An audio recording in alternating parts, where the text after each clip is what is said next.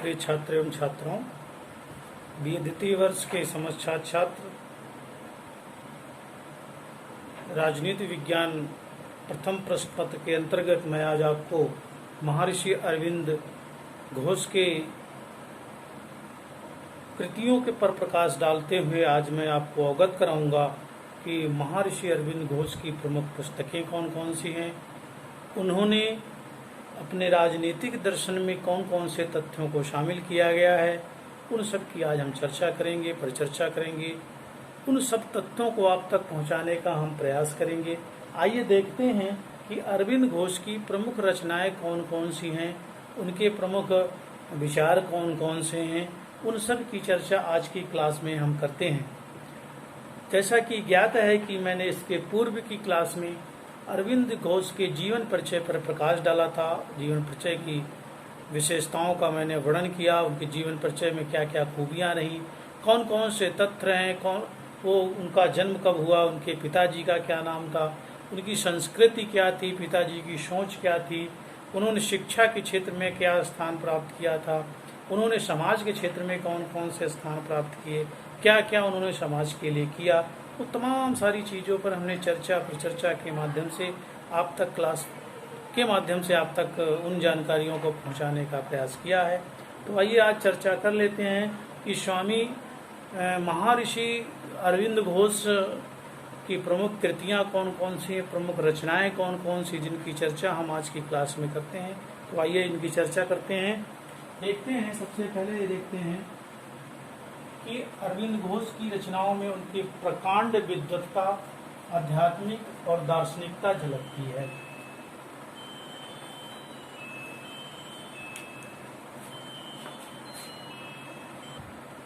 कुरकुरे खावा करो, दिमाग में।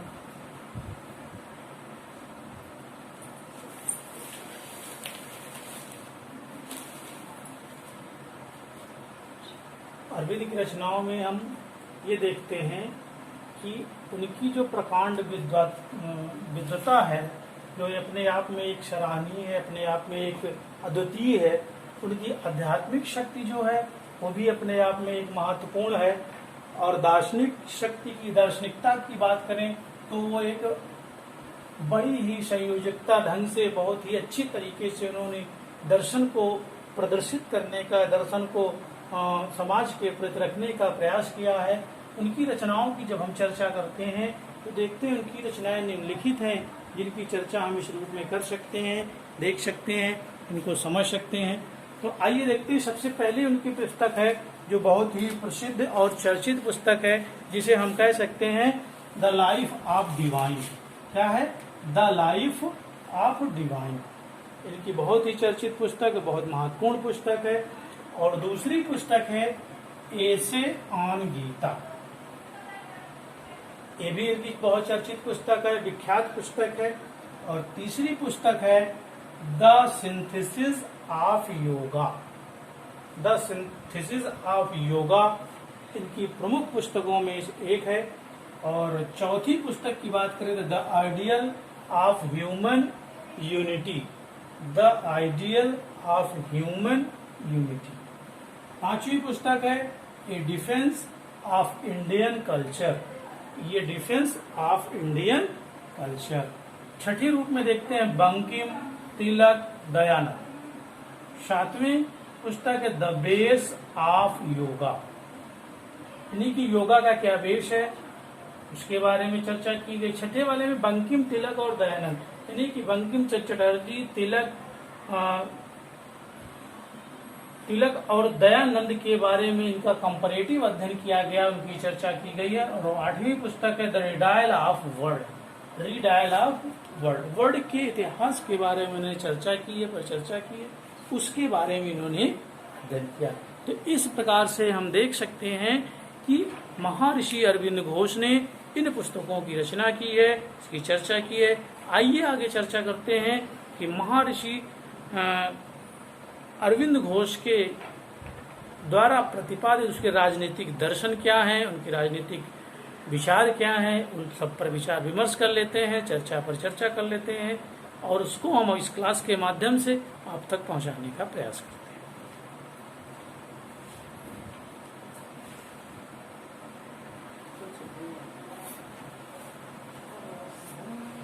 महर्षि अरविंद घोष की जब हम राजनीतिक दर्शन की चर्चा करते हैं, राजनीतिक विचार की बात करते हैं, तो इसमें देखते हैं कि बहुत ही महत्वपूर्ण तथ्यों की जानकारी प्राप्त होती है, महत्वपूर्ण तथ्य उभर कर सामने आते हैं, जिनकी चर्चा हम इस रूप में कर सकते हैं, देख सकते हैं। कि सबसे पहले देखते हैं कि महर्षि अरविंद घोष बहुमुखी प्रतिभा के धनी थे। क्या थे? बहुमुखी प्रथा, यानी कि हर तरह से चौमुखी विकास करने की क्षमता उनमें विद्यमान थी। अरविंद एक महान कवि, एक तत्वशास्त्री और मनीषी व भविष्य दृष्टा के रूप में जाने गए।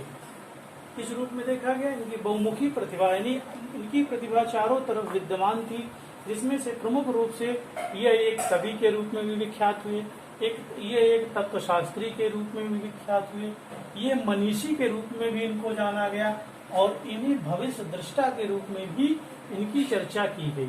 साथ ही साथ इन्हें राजनीतिक दार्शनिक के रूप में भी इनको प्रसिद्धि प्राप्त हुई। किस रूप में? राजनीतिक दार्शनिक के रूप में भी इनको प्रसिद्धि प्राप्त हुई। अरविंद घोष को दर्शन साहित्य, अगर हम इसकी चर्चा करें, देखें तो अरविंद घोष को दर्शन साहित्य पर विशेष रुचि थी। दर्शन साहित्य तथा जीवन का इनको भली भांति ज्ञान था। दर्शन साहित्य पर इनकी विशेष रुचि थी और जीवन का भली भांति इनको ज्ञान प्राप्त था। उस पर इन्होंने जो योग का कार्य किया है, जो इन्होंने आत्म अध्ययन का कार्य किया है, वो प्रमुख रूप से देखा गया है। इसके साथ साथ ये राजनीतिक क्रियाकलापों के क्षेत्र में भी भारतीयों की अनेक उपलब्धियों पर विचार विमर्श करते रहे, भारतीयों की अनेक उपलब्धियों की चर्चा करते रहे, उन पर चिंतन करते रहे, उनके वैचारिकों को, विचारों को एक नई दिशा देने का उन्होंने सदैव प्रयास किया है। अब आगे चर्चा करते हैं कि अरविंद घोष का मानना था कि ना तो आत्मा का निषेध किया जाना चाहिए और ना ही पदार्थ का। इन्हीं उनका एक विशेष मानना ये था कि आत्मा का भी निषेध, आत्मा को तिरस्कार नहीं करना चाहिए, आत्मा का निषेध नहीं करना चाहिए और ना ही भौतिक पदार्थों का निषेध किया जाना चाहिए। अर्थात दोनों का महत्व है, दोनों का एक इम्पोर्टेंस है, दोनों अपने अपनी जगह सत्य साबित होते हैं। अगले स्टेप में देखते हैं भारतीय दर्शन और यूरोपीय दर्शन। भारतीय दर्शन की चर्चा करें, अगर यूरोपीय दर्शन की चर्चा करें, तो देखते हैं कि आध्यात्मिकता और भौतिकवाद के बीच समन्वय की जो स्थिति है, सामंजस्य की जो स्थिति है, वो आवश्यकता पर बल उन्होंने कहा कि भारतीय दर्शन और यूरोपीय दर्शन के बीच जो समन्वय की स्थिति को देखा गया है, उसकी चर्चा की गई, उसकी परिचर्चा की गई है। और साथ ही साथ आध्यात्मिक और भौतिकता के बीच की जो कड़ी है, आध्यात्मिकता और भौतिकता के बीच की जो कड़ी है, उसका भी विशेष तौर पर ध्यान दिया गया है, उसका उल्लेख किया गया, उस पर चर्चा के माध्यम से समझाने का प्रयास किया। अरविंद घोष के राष्ट्रवाद की भी चर्चा करें तो देखते हैं कि उन्हें राष्ट्र से संबंधित प्रमुख सिद्धांतों को उन्होंने प्रतिपादित किया और एक नई दिशा देने का प्रयास किया है।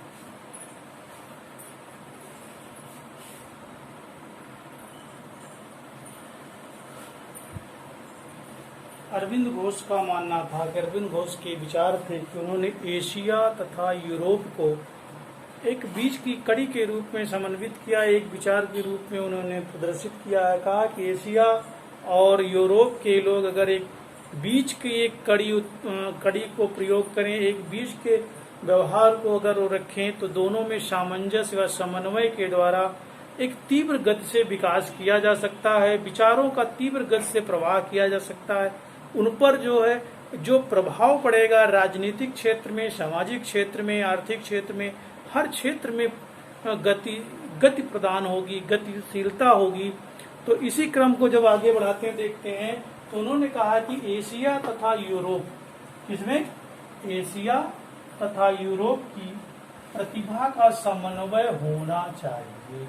किसका, एशिया महाद्वीप है और यूरोप महाद्वीप है, दोनों की प्रतिभाओं का क्या होना चाहिए, समन्वय होना चाहिए। एक साथ मिलकर अगर किसी कार्य को करें, किसी भी समस्या से निपटे, एनी वन कोई भी अगर चीजें से लड़े, तो हम अलग अलग जो लड़ने के हिसाब से हम एक अगर होकर लड़ते हैं, एक होकर अगर उस समस्या का समाधान करते हैं, तो ये समस्या बहुत आसानी से हल की जा सकती है। ठीक, अरविंद का मानना था, अर्थात उनका मानना था कि पदार्थ और आत्मा, पदार्थ से तात्पर्य यहाँ पर भौतिक संसाधन से है और आत्मा से तात्पर्य यहाँ पर आध्यात्मिकता से जुड़ा हुआ, आध्यात्मिक तथ्यों से जुड़ा हुआ है, जिनकी चर्चा हम इस रूप में कर सकते हैं। तो कहा गया है कि पदार्थ तथा आत्मा दोनों का महत्व यहाँ पर दिखाया गया है। दोनों के अलग अलग तथ्य हैं, अलग अलग जानकारियां हैं, लेकिन परंतु साथ अगर देखा जाए तो कहा जाए पदार्थ तथा आत्मा दोनों महत्वपूर्ण हैं, दोनों की चर्चा की जा सकती है। ठीक, और ये भी उन्होंने स्वीकार भी किया है, एक्सेप्ट किया है कि दोनों क्या हैं, एक दूसरे के सहायक हैं, एक दूसरे के समन्वयकर्ता के रूप में कारगर सिद्ध होते हैं, उसकी चर्चा पर चर्चा कर सकते हैं। ठीक है, अगले क्रम में देखते हैं तो कहा गया अरविंद घोष जो है काली माता का जिसे हम कहते हैं, जिक्र करते हैं, तो उनका मानना तो काली माता को परमात्मा का नियामक शक्ति का प्रतीक मानते थे। उनका कहने का मतलब है जिस प्रकार से एक्सेप्ट करते हैं कि जिस प्रकार से ईश्वर की शक्ति विद्यमान है, ईश्वर एक शक्तिशाली है, तो उसका प्रतीक जो है उन्होंने काली माँ को माना है और उनका मानना है कि ईश्वर की जो शक्ति वो काली माँ के अंदर निहित है और वही एक शक्ति है जिसकी हम पूजा अर्चना कर सकते हैं, उसकी चर्चा कर सकते हैं, परिचर्चा। ठीक, अब आगे देखो, प्रसिद्ध राजनीति शास्त्री हीगल का भी मानना है कि इतिहास का औचित्य कहा है। उन्होंने कहा, इतिहास की चर्चा करते हुए कहा कि इतिहास एक औचित्य धारणा है, उसकी चर्चा पर चर्चा की जा सकती है, उसका अध्ययन किया जा सकता है।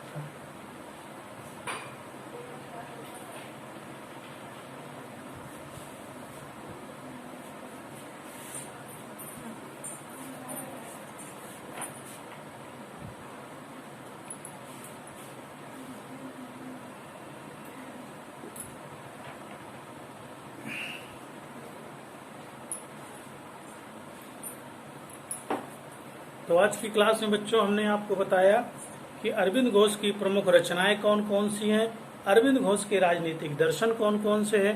इन दो महत्वपूर्ण तत्वों पर हमने चर्चा की। आज की क्लास में मैं बस इतनी जानकारी के साथ अगले क्लास में मैं फिर आपके सामने एक नए टॉपिक के साथ उपस्थित होऊंगा। तब तक के लिए धन्यवाद।